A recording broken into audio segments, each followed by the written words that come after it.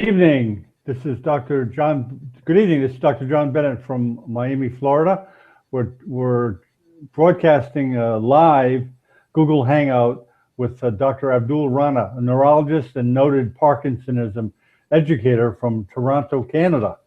And tonight, Dr. Rana is going to be talking about Lewy body dementia and Parkinson's. Good evening, Dr. Rana. Good evening, Dr. Bennett. Okay, the first question is obvious. What the heck is a Lewy body? Lewy bodies were described initially by a German pathologist, Friedrich Lewey, in 1914. And these are cytoplasmic inclusions in the cells of substantia nigra, which he described initially. And by 1970, Lewy body inclusions were identified in the neocortex of the brains of dementia patients. So Lewy bodies are named on Friedrich Lewey's name, who discovered them in 1914. And these are cytoplasmic inclusions. They have a dense core surrounded by a halo, and they are characteristic of Parkinson's disease as well as dementia of Lewy body disease. So there are certain differences which we will discuss in this hangout as well as in the next one.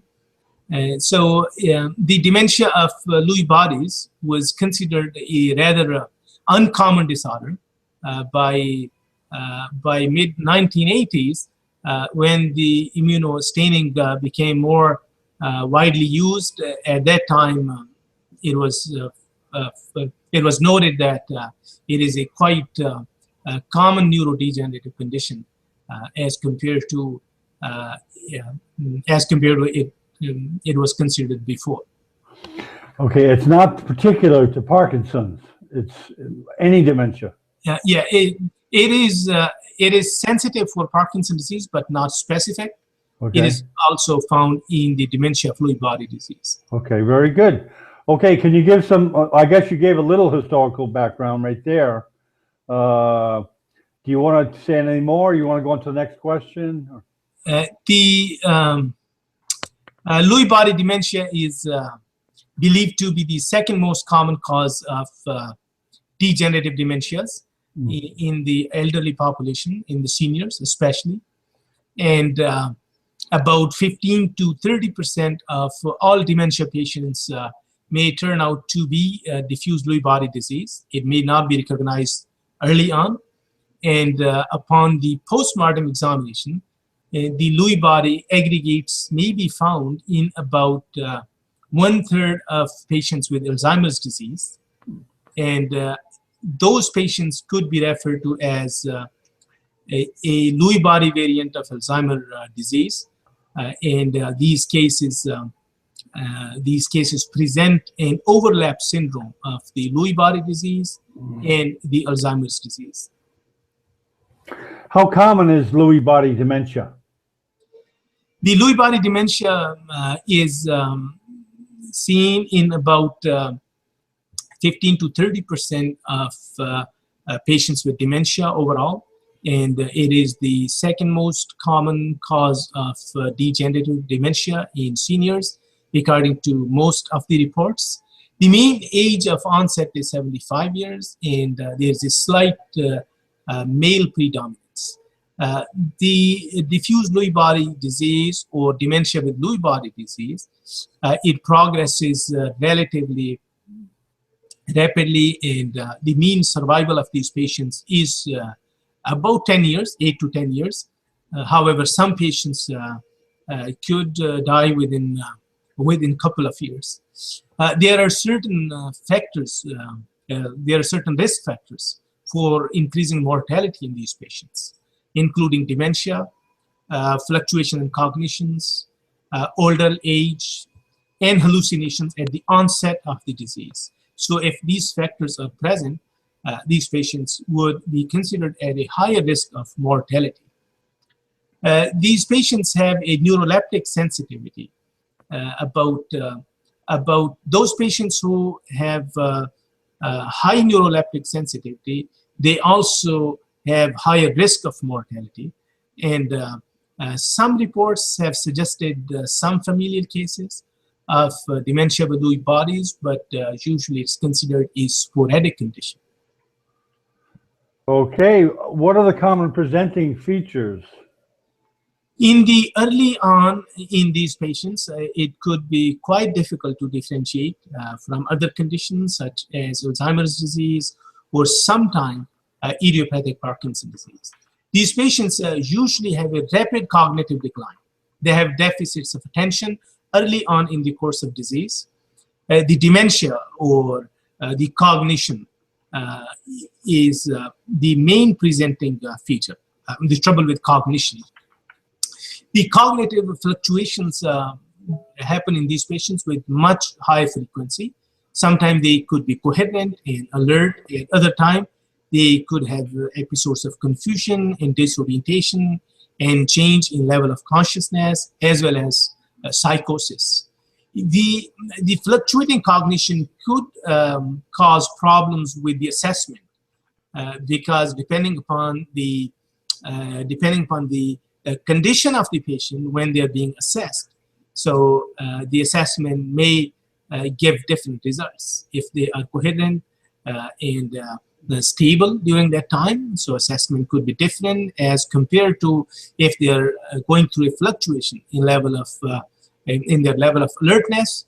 So the result of the assessment could be different. These patients could have excessive daytime drowsiness, excessive daytime sleepiness, which is usually longer than an hour and a half.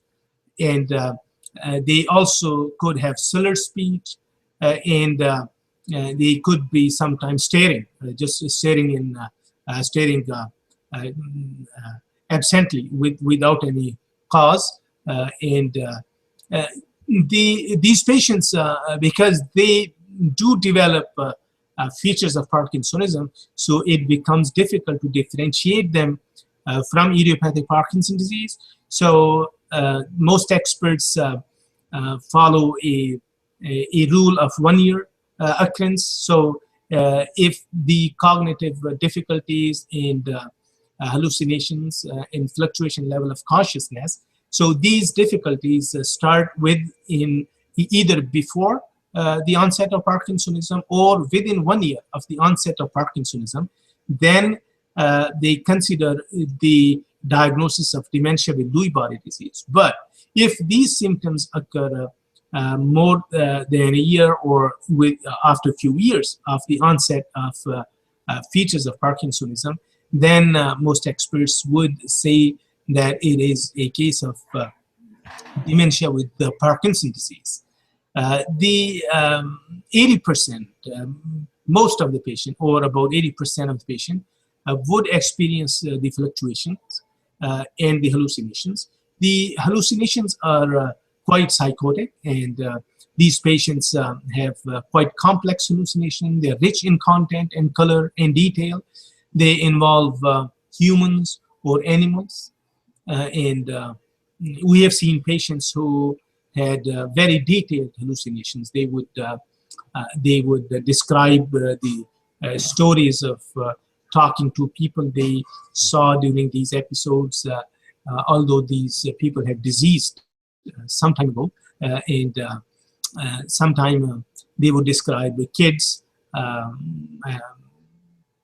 in their front lawn or people in their house, and they give quite detail. Most of the time, these hallucinations are not frightening. In certain cases, they could be upsetting or they could be frightening to the patients, although it happens much less often. These patients sometimes may be amused by these hallucinations, or they might have a bit of apathy or inattention. The hallucinations may be accompanied by confusion or agitation, and REM behavioral disorders are also common in these patients. The hallucinations could occur more commonly than the psychotic episodes in these patients. Most of these patients would develop akinetic rigid type of syndrome without any tremor. So their symptoms of rigidity in bradykinesia or akinesia are usually symmetrical. They're usually on both sides, although they could be asymmetrical in certain cases. Some patients could have an action tremor and a myoclonus as well. And sometimes the myoclonus may start before the onset of dementia in these patients. Few patients, very few patients may have a subtle one-sided resting tremor, which may affect only thumb or their index finger or just the hand, although it's quite mild and is seen in a small number of patients. These patients could have trouble with their balance. They could fall frequently. They have difficulty with their gait as well. The gait and postural instability could become prominent as the disease progresses. In addition, these patients could be slow in performing their repetitive movements. Their gait could be shuffling as well. And that shuffling pattern of gait may make it difficult to differentiate them from idiopathic Parkinson's disease in some cases. These patients, I'm sorry, go ahead. I'm sorry. Yeah. As I said, these patients may fall frequently, and they do have depression in a significant number of patients. Transient loss of consciousness could happen in these patients, and they are quite sensitive to neuroleptics. The neuroleptic sensitivity could happen at much lower dose of neuroleptics, and even with the atypical neuroleptics, which are quite safe. These patients also get worse with the dopaminergic medications. Their hallucinations may become worse sometimes. They could respond well, or better at least, to the cholinesterase inhibitors. So therefore, rivastigmine may be helpful in these patients. It could not only help in cognitive dysfunction, but it could also help to decrease the hallucinations.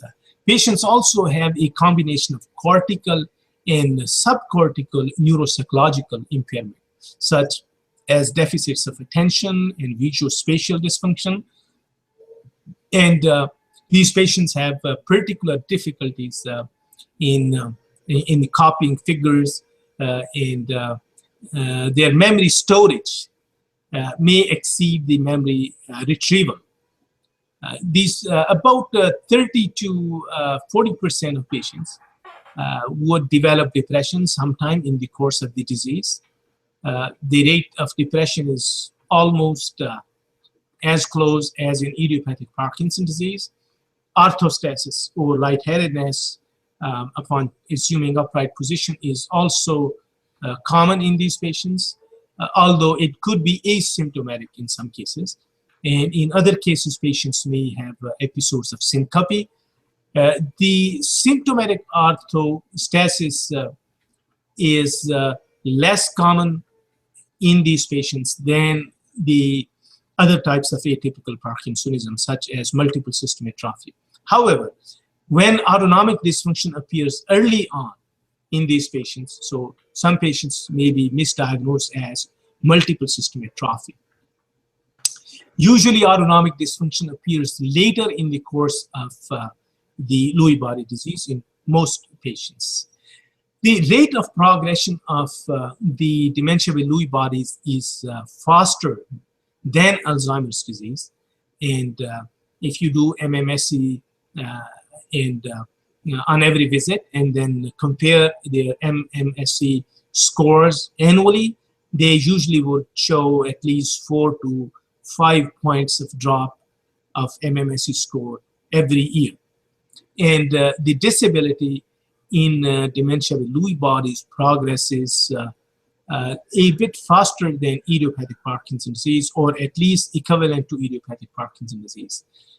Lack of mobility due to slowness of movements, swallowing problems, and pneumonia are common in these patients. Because of lack of mobility, these patients may be bedbound for longer period, which could lead to skin ulcers. And aspiration pneumonia could be a cause of hospitalization and death in many patients.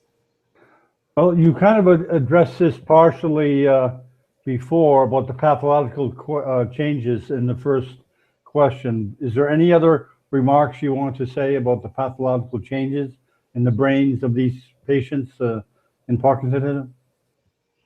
In case of dementia with Lewy body disease, the cortical Lewy bodies are considered the pathological hallmark of dementia with Lewy body disease. They do have Lewy neurites and cortical senile plaques and spongiform changes. These Lewy bodies, they are concentric cytoplasmic inclusions, and they do have a non-membrane bound granulofilamentous structure. Most Lewy bodies are single and spherical, but sometimes they could be multiple and they could be pleomorphic as well. The Lewy bodies usually, they have a dense amorphous central core with a periphery which is composed of the radially arranged filaments.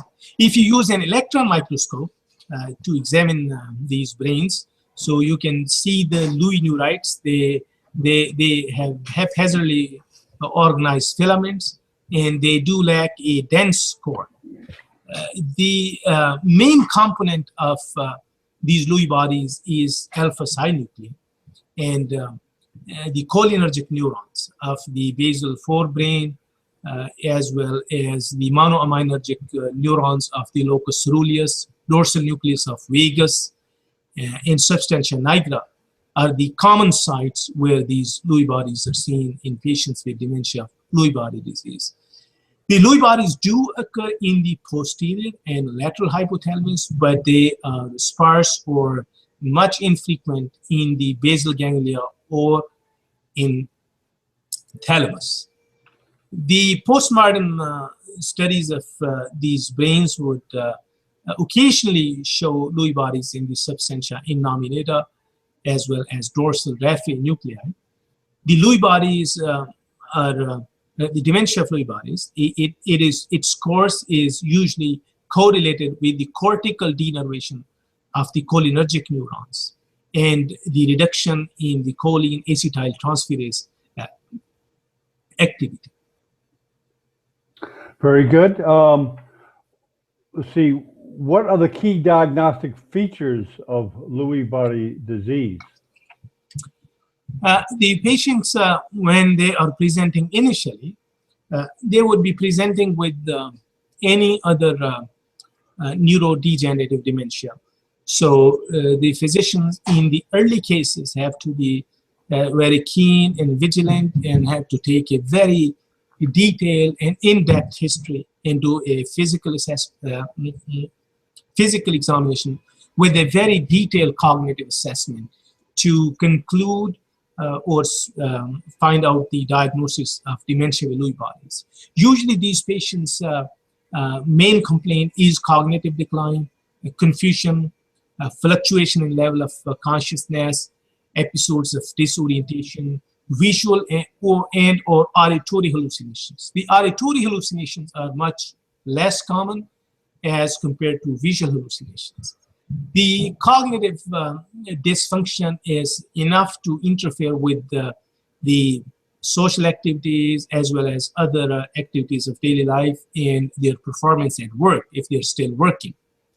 The dementia does progress much more rapidly as compared to Alzheimer's disease or even as compared to idiopathic Parkinson disease, and they do have associated aphasia or dyspraxia and spatial disorientation, and in addition, they have extrapyramidal motor symptoms. If you compare this with the dementia of Alzheimer's type, the cognitive deficits in the dementia of Lewy body disease, they are more acute. In the fluctuation in attention, they are more severe. And also, the executive dysfunction is more prominent. These psychotic episodes are much more frequent, and not only they are more frequent, but they are also much earlier. The memory deficits, especially the recall, they are they are a bit less severe as compared to Alzheimer's patient, and they could be a little bit late. The early onset of cognitive deficits and psychotic features and the presence of the linguistic and visuospatial impairment distinguishes this from the dementia of Parkinson's disease, which also comes in the differential diagnosis of dementia of Lewy body disease. The diagnosis of dementia of Lewy body disease is considered with much more certainty when the cognitive abnormalities, as I said before, develop either before or within 1 year of the onset of symptoms of Parkinsonism. If a patient has had Parkinsonism for about 12 months or more before they develop the cognitive changes, then the dementia of Parkinson's disease could be more likely. The diagnosis of dementia of Lewy body disease is considered when dementia, visual hallucinations, and the periods of reduced cognitive responsiveness, they precede the motor signs of Parkinsonism. And hallucinations and the periods of reduced cognitive responsiveness, they are more prominent. Also, REM behavioral disorders may be used to support the diagnosis of diffuse dementia of Lewy body disease, because the REM behavioral disorder is early and a bit more frequent in these patients. There have been some guidelines established, the consensus guidelines for the diagnosis of dementia of Lewy body disease, which can help to differentiate this from the Alzheimer's disease and atypical Parkinsonism. These guidelines are quite helpful in most cases. So they could divide these patients into possible dementia of Lewy body disease and probable dementia of Lewy body disease. So if there are two core clinical features, then the diagnosis would be probable Lewy body disease dementia. And if there is a one core feature, then it is a possible dementia of Lewy bodies. The studies have shown that the sensitivity of diagnosis by using these criteria is about 50%. The specificity is much higher, close to 90%. And if you use these criteria very vigilantly, the diagnostic accuracy does increase. The core features are fluctuation in cognitive function and visual hallucinations. The central feature of all these patients is a progressive cognitive decline, which interferes in the social and occupational functioning. Also, in addition to the core features and the central features, the physicians can use the supportive features. The supportive features are usually falls, syncope, sensitivity to neuroleptic medications, or delusions and hallucinations, REM behavioral disorder, and depression. When these patients are assessed in the regular, in the routine and regular clinical encounters, the cognitive impairment is the main focus of the family members and the patients themselves. So the clinician has to take a lead to look at the supportive features, because the supportive features the family members or patients could attribute to other causes or age, such as repeated falls or transient changes in level of consciousness, or depression, as well as syncope. These are common in elderly individuals otherwise. And although these could be the red flags of dementia of Lewy bodies, but the patients may just attribute these to either arthritis or living alone or getting old, and so on. The neuroleptic sensitivity and the REM behavioral disorder, they could be highly predictive of dementia of Lewy body type.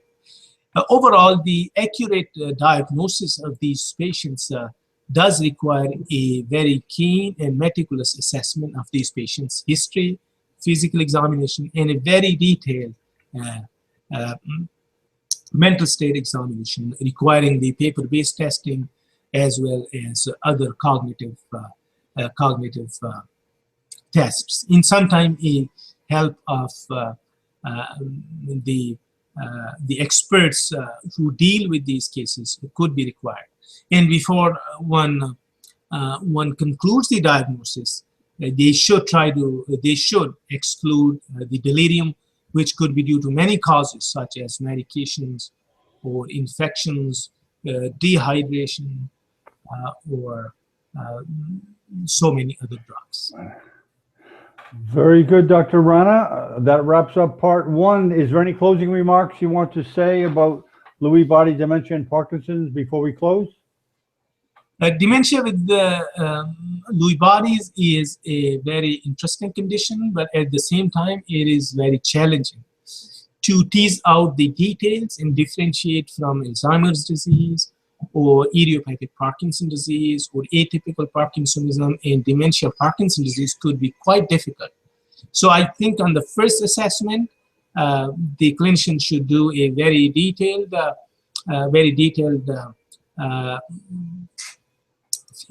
history, physical, and other paper-based testing, and the patient may need to be seen a second time, and a parallel history from a family member or a caregiver is very important in reaching to a diagnosis.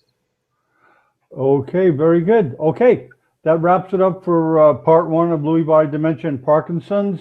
Stay tuned for part two on Parkinsonism TV. And I'd like to give a shout out. Oh, good evening. Thank you, Dr. Rana. Thank you, Dr. Bennett. And I'd just like to give a shout out to a couple of people watching. Simon Downs, Japanese medical student, my nigga, from Tokyo. He's going to medical school there. And John Hewitt in Philadelphia. Thank you, Dr. Rana. We'll see you for part two. Sure. Thank you very much, Dr. Bennett. Thank you.